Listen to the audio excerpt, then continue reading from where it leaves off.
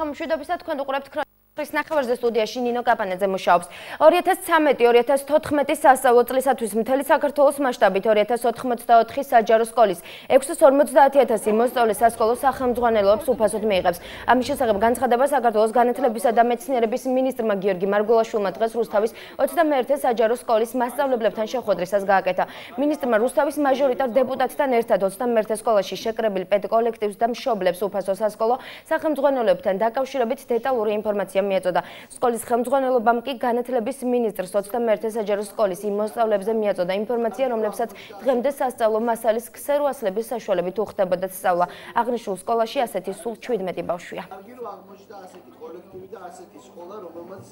ჩვენ ჩამოვედით იმისთვის, რომ გვენახა რამდენად მიმღებლობა იყო ამ საკითხის და ეს მათხოვეს, იმიტომ რომ ეს არის სახელმძღვანელო და უნდა დაუბრუნო მოსწავლეს.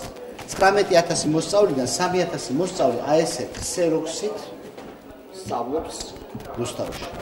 ეს მათხოვეს, ამას ვერ ვიტოვებ, ეს არის მოსწავლის საკუთრება, მას უნდა დაუბრუნო. ეს იყო იმ პოლიტიკის ნაწილი, ქსეროქსით სწავლება, რომელიც ვითომ იყო სოციალურად ორიენტირებული. ბუნებრივია, რომ ის რომ ამ ხალხს დაურიგდება წიგნები და მათი ოჯახები არ იდგებიან იმის საჭიროების ქვეშ, რომ ცალკე იშოვნონ ფურცელი და ცალკე იაფად გადააღებინონ ქსეროქსი, ან ამ შემთხვევაში დირექტორმა გადაუღო უბრალოდ ქსეროქსი უფასო. ჩვენ რამდენი წელია გვესმის უფასო სახელმძღვანელოების პროგრამა, ხან იყო პირველ კლასელები უფასო სახელმძღვანელოებით მარაგდებოდნენ, ხან სოციალურად დაუცველები. ის რომ 640,000 ბავშვს ექნება უფასო სახელმძღვანელო მთელი საქართველოს მასშტაბით, ესეთი დაპირებაც კი არ გაუწია რომელიმე ხელისუფლებას. მე ვფიქრობ, ძალიან სერიოზული სიმპტომატური ნაბიჯია თუ როგორ უყურებს დღევანდელი ხელისუფლება განათლების სისტემაში სერიოზული გაუმჯობესებების საკითხს და ეს თემა, აი რაც ამას შეეხება, ეს არის დაქსეროქსებული წიგნი. რუსთავის 19,000 ბავშვიდან 3,000 ბავშვი ასე დაქსეროქსებული წიგნი დადის. დღეს ჩვენ სკოლაში იმყოფებოდა ბატონი მინისტრის სტუმრად, მან ძალიან საინტერესო ინიციატივები წარმოგვიდგინა და აი განსაკუთრებით რამაც დიდი აღფრთოვანება დაიმსახურა მშობლებში და მასწავლებლებში, ეს არის მოსწავლეების ახალი სახელმძღვანელოებით უზრუნველყოფა მომავალი სასწავლო წლიდან. როგორც ჩამოყალიბდა ბატონი მინისტრი, მან განაცხადა, რომ ეს გადაეცემა სკოლებს ეს სახელმძღვანელოები და ჩვენ მერე საბიბლიოთეკო ქსელის საშუალებით მოვახდენთ კლასებზე სახელმძღვანელოების განაწილებას და ეს სახელმძღვანელოები ალბათ გადაეცემა 2 წლის განმავლობაში მოსწავლეებს და დაზიანების შემთხვევაში უკვე ვფიქრობ, რომ მშობელმა უნდა აიღოს პასუხისმგებლობა, თუ კი სახელმძღვანელო დაზიანდება. გარდაბნის მუნიციპალიტეტის ქართული ენის შემსწავლელ ცენტრში 15-მდე აზერბაიჯანელ პედაგოგს სახელმწიფო ენის წარმატებულად შესწავლისათვის სერტიფიკატები გადაეცათ. პედაგოგებმა ქართული ენა 6 თვის განმავლობაში კვალიფიციური ტრენერების დახმარებით შეისწავლეს. პროგრამა უკვე მეორე წელია საქართველოს მასშტაბით ყველა რეგიონში ხორციელდება. სახელმწიფო ენის შესწავლა არა ქართულენოვანი პედაგოგებისა და საჯარო მოხელების გადამზადებას ისახავს მიზნად. აპირებთ გააგრძელოთ ენის შესწავლა მეორე დონეზე. ავასწავლოთ ქართული როგორც მეორე ენა. ამ პროგრამის ფარგლებში განხორციელდა ამ ადამიანების ქართული ენის სწავლება. 6-თვიანი კურსი გაიარეს, პირველი დონე დავხურეთ, ასე ვთქვათ, დავასრულეთ, შევისწავლეთ და მოკლედ წარმატებები გვაქვს და ვაპირებთ გავაგრძელოთ. მუშაობს ამ სკოლაში და მჭირდება ქართული ენა, იმიტომ სამსახურში, ყველგან, ქუჩაში, მაღაზიაში. დღეს მივიღე სერტიფიკატი და ძალიან მიხარია. დღეს თბილისის ღია სასწავლო უნივერსიტეტს დეკანოზი თეოდორო გიგნაძე სტუმრობდა. საპატრიარქოს წარმომადგენლებთან შეხვედრა სტუდენტების ინიციატივით გაიმართა. შეხვედრაზე მხარემა დიდი მარხვის მნიშვნელობასა და სულიერებაზე ისაუბრეს. მსგავსი ტიპის შეხვედრები უნივერსიტეტში პერმანენტულად იმართება. პროგრამის ფარგლებში სტუდენტებთან შეხვედრები გამართეს სასჯელ ახსულების მინისტრმა, მთავარმა პროკურორმა, ჩეხეთის სრულუფლებიანმა ელჩმა საქართველოში და სხვა ცნობილმა ადამიანებმა. აღსანიშნავია, რომ ღია უნივერსიტეტი ერთ-ერთი წამყვანი ავტორიზებული უნივერსიტეტია დასავლური სტანდარტების შესაბამისი აგრედიტებული საგანმანათლებლო პროგრამებითა და მკვეთრად განსაზღვრული პრიორიტეტებით. ჩვენს უნივერსიტეტში ხშირად იმართება შეხვედრები სამინისტროების ხელმძღვანელ პირებთან, შეიძლება იყვნენ ისინი მინისტრები, მოადგილეები ან სხვა წარმომადგენლები, რათა უშუალოდ სტუდენტებთან კავშირით მოხდეს ასთა ურთიერთგაცვლა, შესაბამისად რა ხდება სიახლეების ამის დროს ხდება საგანმანათლებლო პროგრამებში ახალი რის დახვეწა შეიძლება რა შეიძლება იქნეს გათვალისწინებული საქმეს ყოველთვის მოსდევს შედეგად თუ არ არსებობს ხელშეკრულების გაფორმება შესაბამის უწყებასთან თუ კი ასეთი არსებობს გარკვეული კორექტივების შეტანა კონდე შეხვედრები თუნდაც მთავარ პროკურორთან არჩილ კბილაშვილთან ეს არის იმ ახალი ესე იგი ინოვაციების გაცნობის შედეგი და ჯერ მიზანი და შემდეგ შედეგი რომელიც დღესდღეობით განხორციელდა ქართულ პროკურატურაში ამავდროულად ჩვენ გქონდა შეხვედრა ჩეხეთის სრულუფლებიან ელჩთან საქართველოში ვისაუბრეთ გაცვლილ პროგრამასთან დაკავშირებით იმის შესახებ თუ რა უნდა გააკეთოს რიგითმა დიპლომატმა ქვემო ქართლის რეგიონიდან სამხატვრო ანსამბლის წოდებაზე მხოლოდ ერთი ბავშვთა ქორეოგრაფიული ანსამბლი ხალიბია წარდგენილი. წოდება საქართველოს ქორეოგრაფიის მოღვაწეთა კავშირი ანსამბლს იმ შემთხვევაში ანიჭებს, თუ ანსამბლი საკუთარ ქალაქში სტაბილურად წარმატებულად მოღვაწეობს. ერთ-ერთი კრიტერიუმია ასევე მრავალფეროვანი რეპერტუარი. ანსამბლს, რომელსაც აქვს პრეტენზია სახალხო ანსამბლის წოდება მიიღოს არანაკლებ 10 ცეკვა უნდა ჰქონდეს. ხალიბს კი საკუთარ რეპერტუარში 12 ცეკვა აქვს. ასევე აუცილებელია კონკურს ფესტივალებში მონაწილეობისას მიღებული დამსახურებები. ხალიბის სახალხო ანსამბლის წოდების მისაღებად 14 აპრილის ღონისძიებაზე მიიღებს მონაწილეობას, რომელსაც თბილისი უმასპინძლებს. ხალიბის ხელმძღვანელები საქართველოს ქორეოგრაფიის მოღვაწეთა კავშირს ანსამბლის სილთან ერთად რამდენიმე საცეკვაო ნომერსაც წარუდგენს.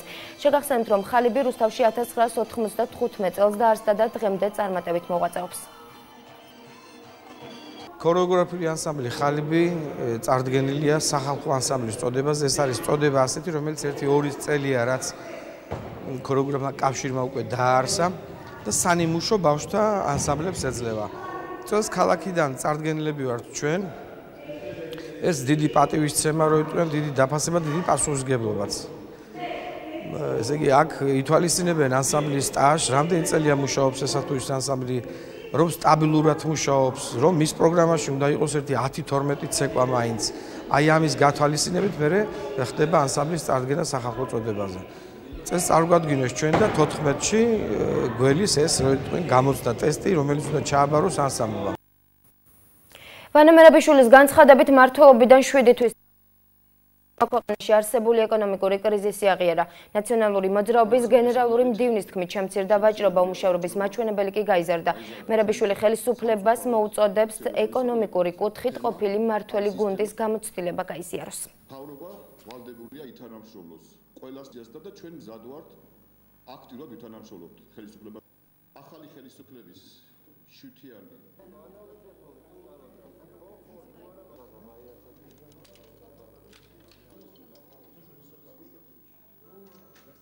ახალი ხელისუფლების შუთიანი მმართველობის თავზე დღეს საქართველოს პრემიერმა პირველად აღიარა, რომ საქართველოს ეკონომიკა იმყოფება კრიზისში. ძალიან სამწუხაროა, რომ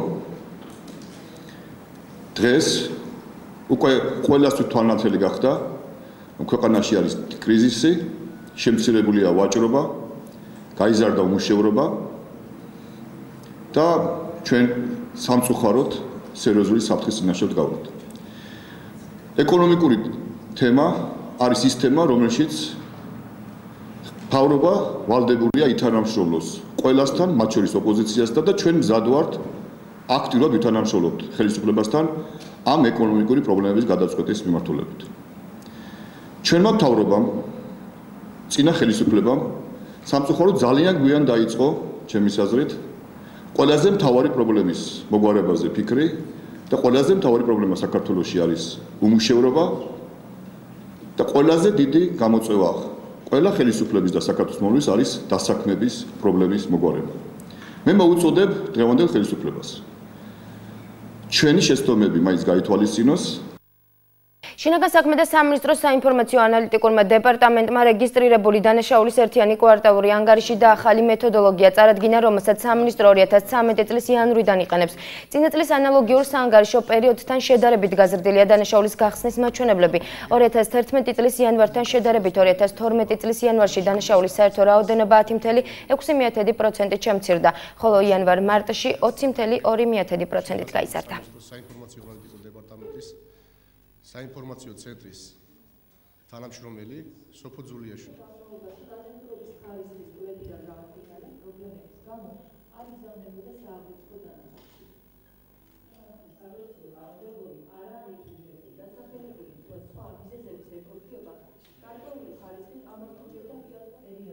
დაახლოებით 5-6%-ით ახალი მონაცემებს და ძველი მონაცემებს შორის არის განსხვავება, ანუ ახალი მეთოდოლოგია 5-6%-ით ამბრავლებს მონაცემებს, რაც საბოლოო ჯამში ციფრობრივ მახასიათებელში 10.3%-იან საერთო რაოდენობის დაში გამოისახა. ეს მაჩვენებელი თუ შევადარებთ 2012 წლის 2000 მონაცემებს იგივე საანგარიშო პერიოდისას 2011 წელთან ნახავთ რომ იქ კვარტალური ზრდის დინამიკა 20% იყო. ანუ რეალურად მიმდინარე 2013 წლის პირველ 3 თვეში საანგარიშო პერიოდში შეგვიძლია ვთქვათ რომ დანაშაულის რიცხვის ზრდის დინამიკა 50%-ით გვაქვს შემცირებული, ანუ განახევრებულია. გარდა ამისა, ცალსახად უნდა აღინიშნოს, რომ გაზრდილია ყველა მიმართულებით დანაშაულის გახსნის პროცენტი დაახლოებით 4-5 ერთეულით, რაც საუკეთესო პრევენციული მექანიზმია და შემაკავებელი ეფექტი აქვს პოტენციური დანაშაულებისათვის. ძველი მეთოდოლოგიის შემთხვევაში, როდესაც ხდებოდა შესაბამისად პროცესუალური მოქმედებების შედეგად ამ თუ იმ დანაშაულის შემდგომში შეწყვეტა, ასეთი დანაშაულებები რეპორტიდან ამოირიცხებოდა. ჩვენ აქედან გამომდინარე, ამ ცალსახად არის ხაზგასმული ჩვენთან კვლევაში და ჩვენ ამ ცალსახად განსაზღვრავთ, რომ ურთიერთ შედარება ძველი და ახალი მეთოდოლოგიით დათვლილი ერთი და იგივე საანგარიშო პერიოდის ურთიერთ შედარება მიზანშეწონილი არ არის. ევროპის გაერთიანებული სარდლობის ხელმძღვანელი ადმირალი ჯეიმს სტავრიდისი ეროვნულ სასწავლო ცენტრ ყრწანის ესტუმრა. ადმირალი აისაფის ოპერაციისთვის ქართველი სამხედროების მომზადების პროგრამას ადგილზე გაიცნო. დაათვალიერა სასწავლო კლასები და დააკვირდა საველე მომზადების მიმდინარეობას.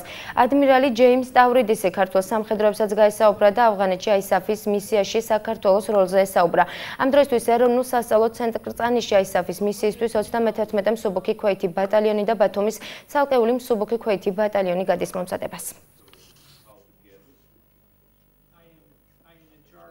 ადმირალი სტავრიდისი იყოფება, მან მოინახულა გადასროლის წინა ბატალიონების მომზადება, ამ შემთხვევაში ცალკეული მსუბუქი ქვეითი ბატალიონის მომზადება და ძალიან კმაყოფილი დარჩა იმით თუ როგორ წარმართავენ ქართველი და ამერიკელი ინსტრუქტორები ერთად სწავლებას და როგორ ემზადება ბატალიონი ავღანეთის მისიისთვის.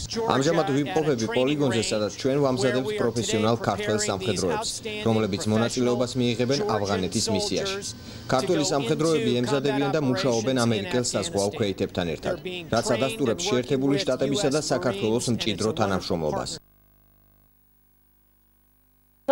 მეტალურგი საქართველოს დავით ყიფიანის სახელობის დასის გათამაშების ნახევარფინალში ითამაშებს. რუსთაველმა ფეხბურთელებმა ნახევარფინალის საგზური ცხინვალის სპარტაკის წინააღმდეგ 2 თამაშის ჯამში მოიპოვეს. მეოთხედ ფინალური ეტაპის პირველი თამაში რუსთაველებს 1-0 ჰქონდათ მოგებული, საფასუხო მატჩი ფრედ 1-1 დასრულდა. შემდეგ ეტაპზე კი მეტალურგი გავიდა. მეტალურგისა და სპარტაკის განმეორებითი მატჩი, როგორც მოსალოდნელი იყო, საინტერესო გამოდგა. შეხვედრის ორივე ტაიმი გარდამავალი უპირატესობით წარიმართა, ანგარიში 24 წუთზე სპარტაკის ფეხბურთელებმა გახსნეს.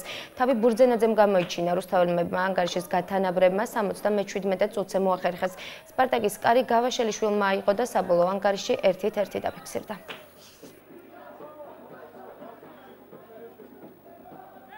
ძალიან სულად დავიწყეთ თამაში, მქონდა ძალიან ბევრი შეცდომები, როგორც დაცვით, ასევე შეტევით ფაზაში. შემდეგ ეტაპობრივად ვეცადოთ დაგველაგებია თამაში. მეორე ტაიმში შევიტანეთ კორექტივები და მეორე ტაიმი დაიწყო ჩვენი უპირატესობით, რამაც თავის შედეგი გამოიღო და მე მოხარული ვარ, იმიტომ რომ ბიჭოს ვაფრთხილებდი, რომ არავითარ შემთხვევაში არ იქნებოდა იოლი თამაში და ყველა ჩვენი თამაში რაღაც თავის ესე ვთქვათ ხასიათს ატარებს და მე ყველაზე მნიშვნელოვანია რომ ჩვენ გავიარეთ ეს ეტაპი და ნახევარფინალში. სრული იყო, მაგრამ ჩვენი მიზანი რაც დასახული გქონდა, შევასრულე და შემდეგ ეტაპზე გავედით. რუსთავი უფრო გამოცდილი გუნდია და მაგის ხარჯზე მომდევნო ეტაპზე გავიდა და წარმატებას უსურვებ. რუსთავის საჩოგბურთო კორდებზე კი სასპორტო სკოლების გაერთიანების ორგანიზებით რუსთავის თასის რიგით მე-7 გათამაშება გაიმართა. ჩემპიონატის 3 დღის განმავლობაში 4 ასაკობრივ ჯგუფში მიმდინარეობდა დღეს ტურნირის ფინალური შეხვედრები შედგა. საინტერესო და გადამწყვეტი თამაშების შემდეგ გოგონებში გამარჯვების მოპოვება მარიამ წივწივაძემ და ნელი გიურქავამ მოახერხეს და რუსთავის თასის მფლობელები გახდნენ. ვაჟებში კი სანდრო ჯადაშვილმა, გიორგი ნატროშვილმა, ვახტანგ უჩავამ და ცოდნე ნატროშვილმა იმარჯვეს. ჩემპიონ პრიზიორები რუსთავის სასპორტო სკოლების გაერთიანების მიერ დაწესებული სამახსოვრო პრიზებით აჯილდოვდნენ.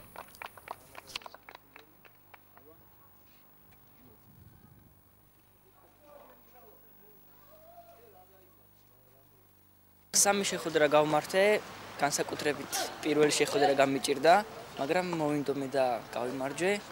ეს პირველად მოვიგე რუსთავის თასი, ძალიან კვაყოფილი ვარ შედეგით და, რა ვიცი, მომავალში შევეცდები უფრო უკეთესად ვიასპარეზო ტურნირებს. მე ვარ ჩამოსული თბილისიდან. მე პირველად ვიღებ ამ რუსთავის თასზე მონაწილეობას, ავიღე პირველი ადგილი და ძალიან მოხარული ვარ. ფინალში ვხვდი გოგოლავი მაგდას. პირველი სეტი ძალიან ადვილად მოვიგე, მეორეში მართალია გამიჭირდა, მაგრამ მაინც კარგი თამაში იყო. ვემზადებოდი ამ ტურნირში მონაწილეობის მისაღებად.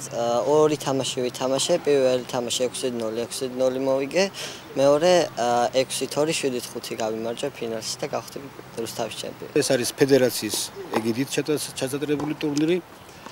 წლევანდელი ტურნირი განსხვავებული არის იმით, რომ აქ უკვე გეოგრაფია გაიზარდა. თელავიდან ჩამოვიდნენ ჩოგბურთელები, თბილისიდან ჩამოვიდნენ ჩოგბურთელები. 4 ასაკობრივ ჯგუფში იყო გოგონებსა და ბიჭებს შორის, საკმაოდ დაძაბულად ჩაიარა ტურნირმა. ყავს რუსთაველი გამარჯვებული. ტრადიციულად რუსთავის სასპორტო სკოლების გაერთიანება აგრძელებს ჩოგბურთში რუსთავის თასის ტურნირის გათამაშებას, რომელმაც სტარტი აიღო ორშაბათს, მიმდინარეობდა 3 დღე. დღეს დამთავრდა, იყო ფინალური თამაშები. მიდიოდა ძალიან საინტერესოდ. იყვნენ ძალიან კარგი სპორტსმენები, იღებდნენ მონაწილეობას მასში. გამოვავლინეთ გამარჯვებულები, რომლებიც დაჯილდოვდნენ შესაბამისი პრიზებით. ახლა კი დრო ამინდის პროგნოზს გავეცნოთ. წალკაში დღისით +10, ხოლო ღამით +5 გრადუსია. მოსალოდნელი თეთრწყაროში დღისით 12, ხოლო ღამით +5. 11 გრადუსამდე გათბება ჰაირიდმანიში, ბოლნისში დღისით 17, ხოლო ღამით 7 გრადუსის სითბო დაფიქსირდება. ასევე 17 გრადუსს ვარაუდობენ სინოპტიკოსები მარნეულში. 17 გრადუსია ნავარაუდები თბილისშიც, გარდამაში ტემპერატურა 18 გრადუსამდე აიწევს, ხოლო რუსთავში დღისით +18, ხოლო ღამით +9 გრადუსი დაფიქსირდება.